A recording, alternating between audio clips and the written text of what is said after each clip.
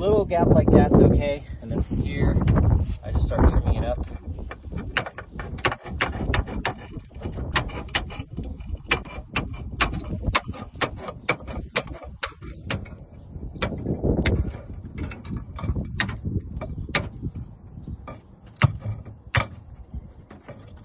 You always want to try to match the angle of the roof tiles as much as possible.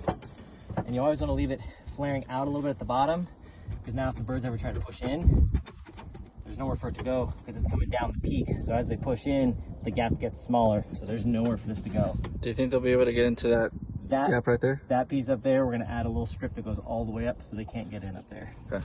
But otherwise, all of this is in. It's solid. It's screwed in. Hog ring here. It's completely secure. Nothing's getting through there. And then that top part, I'm going to take a small scrap piece, something like this, whatever I have left over. I'll make sure it fits before I just start screwing it in. If it's not big enough, there's no point in using it.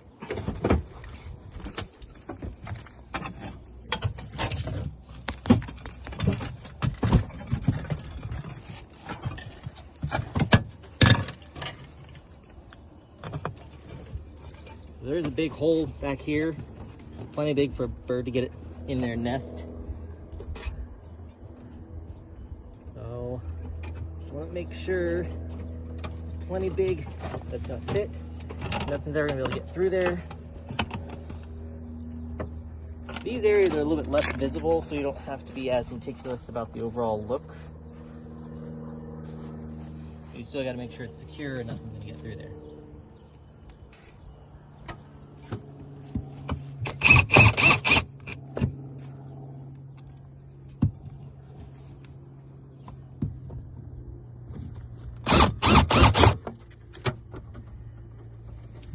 Close that gap nicely.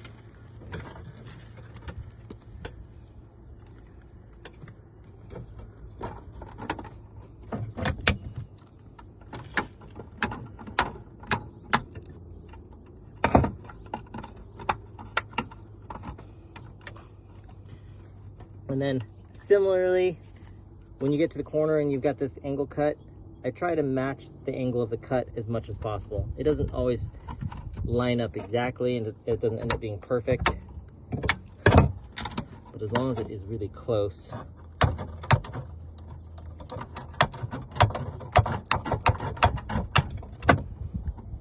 Fits nicely. A couple more self-tapping screws, self-drilling, whatever you want to call them. I can get a hold of it. For this, you only need short ones because you go into the wood eaves. They have the pan head, which is larger, or a truss screw, and then it has a self-drilling end to it. So they start really easily and they go in real quick and easy.